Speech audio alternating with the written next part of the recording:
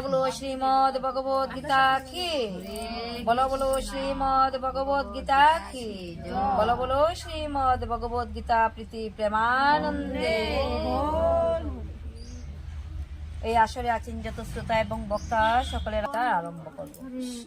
ওম তৎসৎ, ওম তৎসৎ, ওম তৎসৎ। ওম অজ্ঞানতিমিরান্ধস্য জ্ঞানাঞ্জনশলাকয়া চক্ষুरुन्मीलितं येन तस्मै श्रीगुरुवे नमः। अखण्डमण्डलाकारं व्याप्तं येन चराचरं तत्पदं दर्शितं येन तस्मै श्रीगुरुवे नमः। गुरु ब्रह्मा गुरु विष्णु गुरुदेव महेश्वर गुरुरेव परं ब्रह्म तस्मै श्री गुरुवे नमः। ओम नमो ब्राह्मणो देवाय गो ब्राह्मण हिताय च जगोदिताय श्रीकृष्णाय गोविन्दाय नमो नमः। हे कृष्ण करुणा सिन्धु दीनबन्धु जगत्पते गोपेश गोपिकान्त राधाकान्त नमोस्तुते। तप्त कांचन गौरांगी राधे वृंदावनेश्वरी वृषभानुसुते देवी प्रणमामि हरि। जय श्री कृष्ण चैतन्य प्रभु नित्यानंद श्री अद्वैत गदाधर श्रीवासादि गौरभक्तवृन्द। हरे कृष्ण कृष्ण कृष्ण हरे हरे हरे राम राम राम हरे हरे। কৃত গুণাবলী ভগবদ গীতা ভক্ত এবং ভগবানের মিলন স্থল, আর সেই স্থানই হয় মধুর বৃন্দাবন। আজ আমরা সকল ভক্তবৃন্দ মধুর বৃন্দাবনে আছি। সবাই আমরা সনাতন ধর্মের, তাই সনাতন ধর্মকে কিভাবে টিকে রাখা যায়, সনাতন ধর্ম কি করে উজ্জ্বল হয়, সেই সনাতন ধর্ম আদি অনন্ত, সেই সনাতন ধর্ম পূর্বেও ছিল আর বর্তমানে আছে, ভবিষ্যতেও থাকবে। কিন্তু বাংলাদেশ বর্তমানে এমন অবস্থা, সেই চিন্ময় বক্তা বলতে পারি, আবার তিনি একজন অত্যন্ত অত্যন্ত সনাতন ধর্মের একজন উপদেষ্টাও বলতে পারি। তিনি কেন চেয়েছিলেন? তিনি চেয়েছিলেন যে কি করে আমাদের এই বাংলাদেশের মাটিতে, বাংলাদেশে আমাদের মা, বাংলাদেশ আমাদের জন্মভূমি, সেই জন্মভূমিতে সনাতন ধর্ম কিভাবে টিকিয়ে রাখা যায়, এই চেষ্টাই করেছিলেন। আর এই চেষ্টার কারণে আজ কি করেছে মৌলবাদীরা, সেই চিন্ময় কৃষ্ণ দাস প্রভুকে আজ জেলে দিয়ে রেখেছে বা জেলে বন্দী অবস্থা রেখেছে। তো আমরা সবাই চিন্ময় প্রভু কি করে, তিনিও ভগবানের একজন প্রকৃত ভক্ত, সেই ভগবানের ভক্ত জন্য আমরা ভগবানের নিকট প্রার্থনা করব যেন চিন্ময় কৃষ্ণ প্রভুর নিঃশর্ত মুক্তি হয়। হরে কৃষ্ণ হরে বল। আজ এক দেশ, আমাদের প্রতিবেশী দেশ, যাই হোক, হয়তো সেটা আলাদা রাষ্ট্র হতে পারে, কিন্তু সনাতন ধর্ম কিন্তু এক। সনাতন ধর্ম কখনোই আলাদা হতে পারে না। হোক যুক্তরাষ্ট্র, হোক ভারতবর্ষ, আর হোক বাংলাদেশ, সনাতন ধর্ম এক এবং অভিন্ন। সনাতন ধর্মের উপরে যাহাতে কোনো আঘাত লাগে না, আঘাত আসে না, সেই দিকে আমাদেরও দৃষ্টি নিক্ষেপ করা উচিত। আমাদেরও সজাগ দৃষ্টি থাকা উচিত যে আমাদের সনাতন ধর্মের উপর যাতে কোনো আঘাত না আসে। আজ যদি সেই সনাতন ধর্মে আমরা জন্মগ্রহণ না করতাম, তাহলে ভগবানের তো অমৃতময় এত সুন্দর লীলা আমাদের পক্ষে শ্রবণ করা সম্ভব হতো না। আমাদেরও ভাগ্য যে আমরা সেই সনাতন ধর্মে জন্মগ্রহণ করিয়াছি, সনাতন ধর্মে আমরা আছি। তাই এই সনাতন ধর্মের জয় হোক। প্রেম সে কহো ভগবান শ্রী কৃষ্ণ কি, সনাতন ধর্ম কি। সেই সনাতন ধর্মের জয় হোক। সনাতন ধর্ম আদি নিত্য শাশ্বত সনাতন। শ্রীমদ্ ভগবত গীতা ৪র্থ অধ্যায় জ্ঞান যুগ। সেই জ্ঞান যুগের ২৪ নম্বর এবং ২৫ নম্বর শ্লোক আমরা আজকের এই মহতে সভায় শ্রীমদ্ ভগবত গীতার আসরে মধুময় বৃন্দাবন ধামে আমরা সকল ভক্ত শ্রবণ করব। শ্রীমদ্ ভগবত গীতা ৪র্থ অধ্যায় জ্ঞান যুগ, ২৪ নম্বর শ্লোক। সেই ২৪ নম্বর শ্লোকে আমরা মনোযোগ সহকারে শ্রবণ করব। ব্রহ্মার্পণম ব্রহ্মহবি ব্রহ্মজ্ঞো ব্রহ্মণাহুতম ব্রহ্মৈবতেন গন্তব্যম ব্রহ্ম কর্ম সমাধিনা। যিনি কৃষ্ণ ভাবনায় সম্পূর্ণ মগ্ন, তিনি অবশ্যই চিৎ জগতে উন্নীত হবেন, কারণ তার সমস্ত কার্যকলাপ চিন্ময়। হরি বল, হরি বল। সমস্ত কার্যকলাপ চিন্ময়, যিনি সম্পূর্ণভাবে মগ্ন কৃষ্ণ ভাবনায়। তো যেহেতু আমরা চিন্ময় কৃষ্ণ দাসের কথা বলছিলাম, তো ওনারও কি যে ওনার চিন্তা ধারা ভাব সব কিছু চিন্ময়। ওনার নামও চিন্ময়, ওনার সব কিছু চিন্তা ভাবনাও চিন্ময়। ওনার হৃদয়, ওনার মন প্রাণ সব কিছু ভগবানকে সমর্পণ করে দিয়েছে।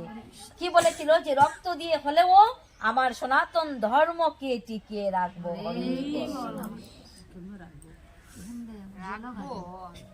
তার কর্মের উদ্দেশ্য চিন্ময় এবং সেই উদ্দেশ্যে তিনি যা নিবেদন করেন তাও চিন্ময়।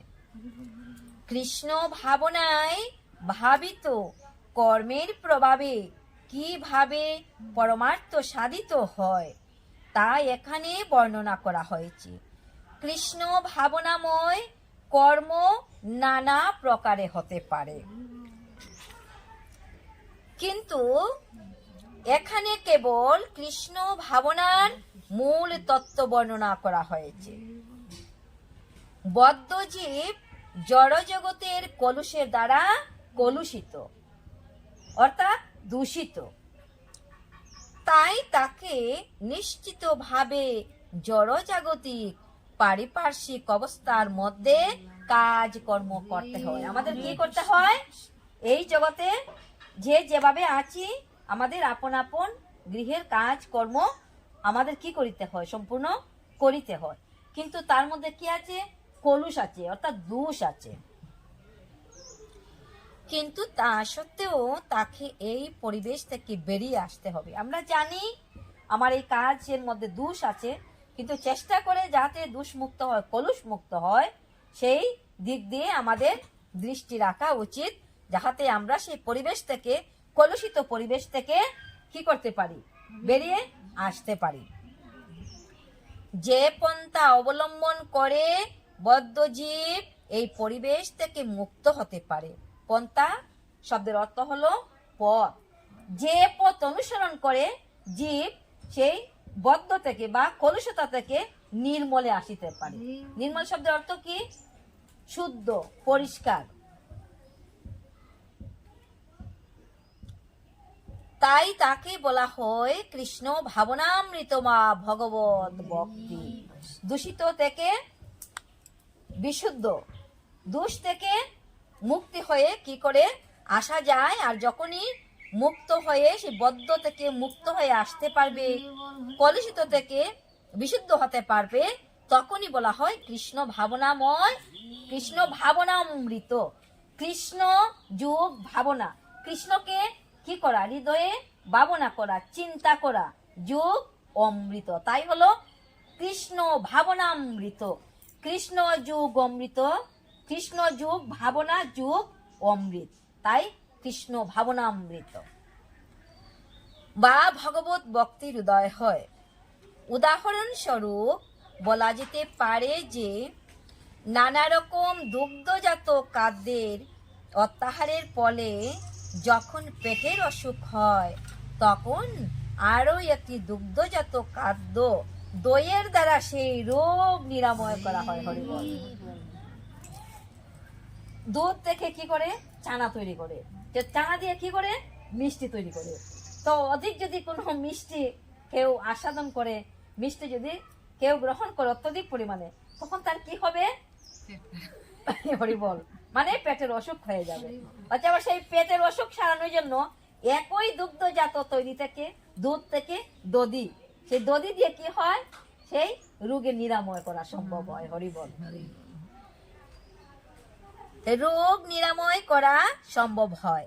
ঠিক তেমনি বিষয়াসক্ত বদ্ধ জীবের ভবরোগ নিরাময় করা যায়। ভবরোগ, বিষয়াসক্ত আমাদের অন্তরে কি আছে? বিষয় ভাবনা সর্বদা জড়িত আছে। তো এই বিষয় বাসনা বা বিষয়াসক্ত বদ্ধ জীবের ভবরোগ নিরাময় করা যায় ভগবদ গীতায় বর্ণিত কৃষ্ণ ভাবনাময় অমৃতের দ্বারা। বলো কৃষ্ণ প্রীতি প্রেমানন্দে। কৃষ্ণ ভাবনাময় অমৃতের দ্বারা আবার ভবরোগ আমাদের নিরাময় হয়। ভবরোগের মহৌষধি হরির নাম করো স্মরণ। পূর্ব যারা আমাদের পূর্বপুরুষগণ আছে বা এই কীর্তনের পদগুলা রচনা করেছে, একদম আমরা যদি একুরেট ভাবে চিন্তাধারা করি যে প্রত্যেকটি কথায় কথায় অমৃত, প্রত্যেকটি কথায় কথায় কি আছে? অমৃত মিশানো রয়েছে। তাই ভবরোগের মহৌষধি হরির নাম করো স্মরণ। হরির নাম বিনা এই ভবরোগ, এই ভবের মধ্যে যে আছি আমরা, সেই ভবের মধ্যে থেকে যে বদ্ধ জীবের, জড় জীবের যে অবস্থা, সেই অবস্থা থেকে আমরা একটু উন্নত স্তরে চিন্ময় জগতে যদি আমরা পৌঁছাতে চাই, তাহলে ভবরোগের মহৌষধি হরির নাম করো স্মরণ। হরির নাম বিনা এই কলিহত জীবের আর কোনো গতি নাই, গতি নাই। ভবরোগ নিরাময়ের এই পন্থাকে বলা হয় যজ্ঞ। অর্থাৎ যজ্ঞেশ্বর বিষ্ণু বা শ্রীকৃষ্ণকে তুষ্ট করার জন্য কাজকর্ম বা যজ্ঞ করা হয়। আজকে যে অনুষ্ঠান হইতেছে, কেন হইতেছে? যাহাতে ভগবান প্রাণ গোবিন্দকে সন্তুষ্ট করা যায়। তিনি যখন সন্তুষ্ট থাকবেন, তখন আমাদিগকে কি করবেন? আশীর্বাদ প্রদান করবেন। আর ভগবানের সেই আশীর্বাদের প্রদানের ফলে সবাই আমাদের কি হবে? সকলের কল্যাণ হবে, মঙ্গল হবে। হরিবল।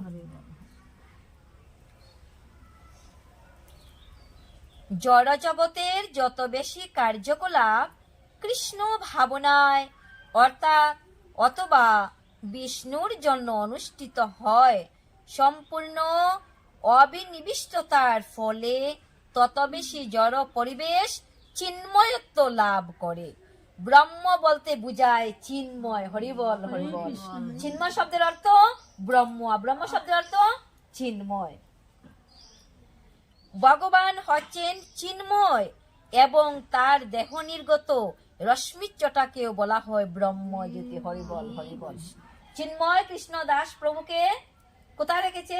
কারাগারে বন্দী করে রেখেছে। তো তিনি কি বলছেন? যে আমাদের কৃষ্ণ ভগবানই কারাগারে জন্মগ্রহণ করেছেন। কংস মারার জন্য আপ্রাণ চেষ্টা করেছে, কিন্তু দুষ্ট কংস ভগবান কৃষ্ণকে মারতে পারেনি। তাহলে চিন্ময়কেও ওই মৌলবাদীরা মারতে পারবে না। প্রেম সে বলো ভগবান প্রাণ গোবিন্দ কে, কখনোই মারতে পারবে না সেই চিন্ময়কে। চিন্ময় হচ্ছেন অচ্যুত, যা কখনো নষ্ট হয়ে যায় না।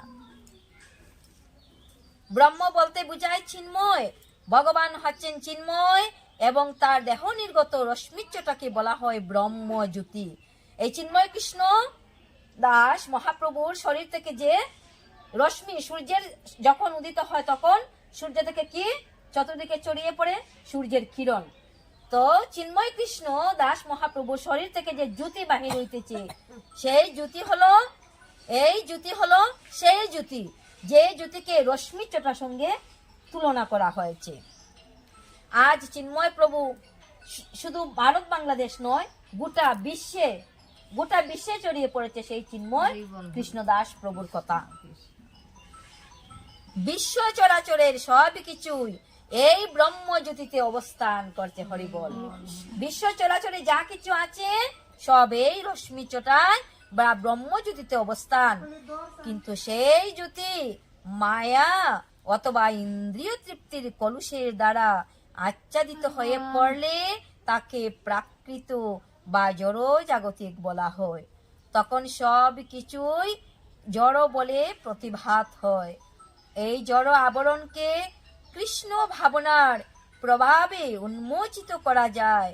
তাই ভগবত ভাবনায় ভাবিত হয়ে আমরা যখন ভগবানের চরণে কোনো কিছু উৎসর্গ করি, ভগবানের চরণে কোনো কিছু আমরা উৎসর্গ করে দিয়ে থাকি বা কি করি, তখন আমরা কি করি, অর্পণ করি ভগবানকে।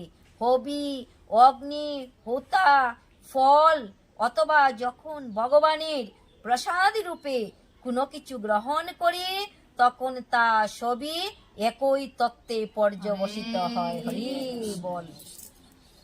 ব্রাহ্মণ অথবা পরম তত্ত্ব যখন মায়ার দ্বারা আচ্ছাদিত হয়ে পড়ে, তখন তাকে জড় পদার্থ বলে মনে হয়। আবার এই জড় পদার্থ দিয়ে যখন ভগবানের সেবা করা হয়, তখন তা অপ্রাকৃত তত্ত্বে পর্যবসিত হয়।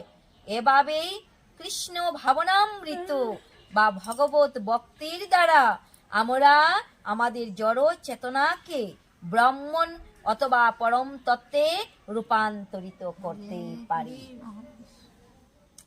মন যখন সর্বতোভাবে কৃষ্ণ ভাবনায় মগ্ন থাকে, তখন তাকে বলা হয় সমাধি। যেমন আমরা শুনেছি বা পুরাণে পাঠ করেছি, যখন যে পরীক্ষিত মহারাজা ঋষির গলায় মরা সর্প ঝুলিয়ে দিয়েছিল, তখন ঋষির কোনো বাহ্যিক জ্ঞান ছিল না। তিনি কি ছিল, সমাধিতে ভগবানের নিয়ে চিন্তামগ্ন ছিলেন, সমাধিতে লীন ছিল, তাই বাহ্যিক জ্ঞান ছিল না। পরীক্ষিত মহারাজা যে গলার মধ্যে মরা সর্প দিয়েছে, সেটা শৃঙ্গিমুনিকে গিয়ে বলা হয়েছে। তার সহপাঠীরা যে, শৃঙ্গিমুনি তোমার পিতার গলায় কি করেছে, যে পরীক্ষিত মহারাজা মরা সর্প ঝুলিয়ে দিয়েছে। জল গিয়ে চেয়েছিল যে, কে আছেন আমাকে জল দিন, কিন্তু বাহ্যিক জ্ঞান না থাকার ফলে ঋষি রাজাকে জল প্রদান করতে পারেনি। আর রাজা কেন, রাজা জরাসন্ধের মুকুট পরায় তার মনটা ভ্রম হয়েছিল, মানে ভ্রান্ত ধারণা, তার মতি ভ্রম হয়ে গেছিল। তাই তিনি কি করেছিল, সেই শ্রমিক মুনির গলায় মরা সর্প ঝুলিয়ে দিয়েছিল। তাই বলছে সমাধি, যা কিছু ভগবানকে আমরা যে কৃষ্ণ ভাবনায় সর্বতোভাবে মগ্ন থাকে, তখনই তাকে বলা হয় সমাধি। বাইরের কোনো জ্ঞান থাকে না, বাইরে কি হচ্ছে, গন্ডগোল হইতেছে না কীর্তন চলছে, অন্তরে ভগবানকে নিয়ে সমাধিতে লীন আছে, ব্যস্ত। মন যখন সর্বতোভাবে কৃষ্ণ ভাবনায় মগ্ন থাকে, তখন তাকে বলা হয় সমাধি। এই প্রকার প্রাকৃত চেতনায় যখন কোনো কিছু করা হয়, তখন তাকে বলা হয় যজ্ঞ। হরে কৃষ্ণ, হরি বল। এই চিন্ময় চেতনায় অর্পিত হবি, অগ্নি, হুতা সবই ব্রহ্মময় হয়ে ওঠে, অর্থাৎ অপ্রাকৃত তত্ত্বে পর্যবসিত হয়। এটি হচ্ছে কৃষ্ণ ভাবনার পদ্ধতি। হরি বল। 25 নম্বর শ্লোক। দৈবমেব পরে যজ্ঞম যোগেন পর্যুপাসতে, ব্রহ্মাগ্নৌ পরে যজ্ঞম যজ্ঞেন এব উপজুহতে। কোন যোগী দেবতাদের উদ্দেশ্যে যজ্ঞ করার মাধ্যমে তাদের উপাসনা করেন, আর অনেকে ব্রহ্মরূপ অগ্নিতে সব কিছু নিবেদন করার মাধ্যমে যজ্ঞ করেন। হরি বল। যখন অগ্নি জ্বালানো হয়, প্রজ্বলন করা হয়, সেই অগ্নিতে ফল ফুল যা গীত যা সেই অগ্নিতে দেওয়া হয় সবই কি ব্রহ্ম, সবই যজ্ঞ। যজ্ঞে যা কিছু দেওয়া হয়, নারিকেল, পূর্বের বর্ণনা অনুসারে কৃষ্ণ ভাবনাময় ভাবিত হয়ে তিনি তার কর্তব্য পালন করেন, তাকে বলা হয় সর্বশ্রেষ্ঠ যোগী। কিন্তু এমন অনেক মানুষ আছেন যারা দেব উপাসনা করার জন্য অনুরূপ যজ্ঞের অনুষ্ঠান করেন, আবার অনেকে আছেন যারা ব্রহ্ম অথবা ভগবানের নির্বিশেষ রূপের উদ্দেশ্যে সব কিছু উৎসর্গ করেন। কেহ কেহ কি করছে, কেহ কেহ অন্য দেবতাদের উদ্দেশ্যে পূজা করতেছে, যজ্ঞ করতেছে, আবার কেহ ব্রহ্ম অথবা ভগবানের রূপের উদ্দেশ্যে যজ্ঞ করিতেছে বা উৎসর্গ করিতেছে। এর থেকে বোঝা যায় যে বিভিন্ন লোকে বিভিন্নভাবে যজ্ঞের অনুষ্ঠান করেন, সবাই একরকম করে না। এই পৃথিবীতে বহু লোকের বসবাস, বহু ধর্মের বসবাস, আর বহু লোকে বহুভাবে অনেক অনেক দেবতার আলাদা আলাদা ভাবে যজ্ঞ করে, পূজা করে যার যার ইষ্ট দেবতার। কিন্তু বাস্তবিক পক্ষে যজ্ঞ কেবল ভগবান শ্রী বিষ্ণুকে তুষ্ট করার জন্যই অনুষ্ঠিত হয়। বিষ্ণুর আরেক নাম হলো যজ্ঞ। বিষ্ণু আরেক নাম কি? বিষ্ণু আরেক নামই হলো যজ্ঞ। সমস্ত যজ্ঞ অনুষ্ঠানটিকে দুইটি ভাগে ভাগ করা যায়। তার একটি হচ্ছে জড় সুখ স্বাচ্ছন্দ্য লাভের জন্য এবং অন্যটি হচ্ছে ভগবানকে জানবার জন্য। একটা কি যাহাতে আমাদের সুখ হয়, সুখ স্বাচ্ছন্দ্য লাভের জন্য, আর আরেকটি হচ্ছে ভগবানকে খুশি করার জন্য, ভগবানকে সন্তুষ্ট করার জন্য। তো আমরা বেশিরভাগ কোনটি করে থাকি? যাহাতে কি করে আমরা সুখে থাকতে পারি, এটাই তো। ভগবানকে খুশি করার জন্য যজ্ঞটা আমরা কমই করি, কারণ আমাদের মধ্যে চাওয়া পাওয়া আছে। আমরা বদ্ধ জীব, আমরা এই জড় জগতে বদ্ধ জীব। কি করে আমার পরিবার শান্তিতে থাকবে, সুখে থাকবে, এটাই তো চাই না। আমরা চাই কি যে ভগবান খুশি থাকুক। এই জন্য বলছে যজ্ঞ দুই ধরনের। এক ধরনের যজ্ঞ হলো সুখ স্বাচ্ছন্দ্যের জন্য, আর এক ধরনের যজ্ঞ হলো ভগবানকে খুশি করার জন্য। হরি বল। যারা প্রকৃত জ্ঞানী, যারা ভগবানের ভক্ত, তারা ভগবানকে তুষ্ট করার জন্য তাদের সবকিছু ভগবানের চরণে অর্পণ করে। কিন্তু আরো এক শ্রেণীর লোক আছে যারা আরো বেশি করে জড় সুখ ভোগ করবার জন্য ইন্দ্র, চন্দ্র, বরুণ আদি দেবতাদের উপাসনা করে যজ্ঞ করেন। এই সমস্ত দেবতারা হচ্ছেন অগ্নি, বায়ু, জল, বজ্র আদি প্রকৃতির বিভিন্ন শক্তির পর্যবেক্ষক। ভগবান শ্রীকৃষ্ণই তাদের এই সমস্ত দায়িত্বশীল কর্মে নিয়োগ করেছেন, যাদের নাম বলা হলো অগ্নি, তিনি আগুনের দেবতা, বায়ু, এ বরুণ, হ্যাঁ, এক একজন এক একের দেবতা। বরুণ আদি যত দেবতারা আছে তাদের যে এক একজনের এক একটা দায়িত্ব, এক একজনের এক একটা দায়িত্ব, সেই দায়িত্বগুলা বলছে ভগবান কৃষ্ণই তাদেরকে দায়িত্ব সমঝে দিয়েছে। নিজের থেকে তারা দায়িত্ব লয়নি, ভগবান দায়িত্ব সমঝাইয়া দিয়েছেন। যেমন সূর্য দেবতা প্রত্যেক দিন ঠিক সময়ে উদিত হবে আর পুরা পৃথিবী আলোকিত হবে, এটা ভগবানের আদেশে, ভগবানের নির্দেশে সূর্যদেব চলছে। প্রকৃতপক্ষে ভগবান শ্রীকৃষ্ণই তাদেরকে এই দায়িত্বশীল কর্মে নিয়োগ করেছেন। নিয়োগ শব্দ অর্থ চাকরি। আমরা কই না নি যে আমার ছেলের একটা চাকরি হোক, তো ভগবান এই ইন্দ্র, বরুণ সবাইকে চাকরি দিয়েছেন। প্রকৃতপক্ষে এই সমস্ত শক্তি ভগবানেরই শক্তি। তো উনারা যে শক্তি পাইতেছেন সেই শক্তি ভগবানেরই শক্তি, ভগবান শক্তি দিয়ে রেখেছেন।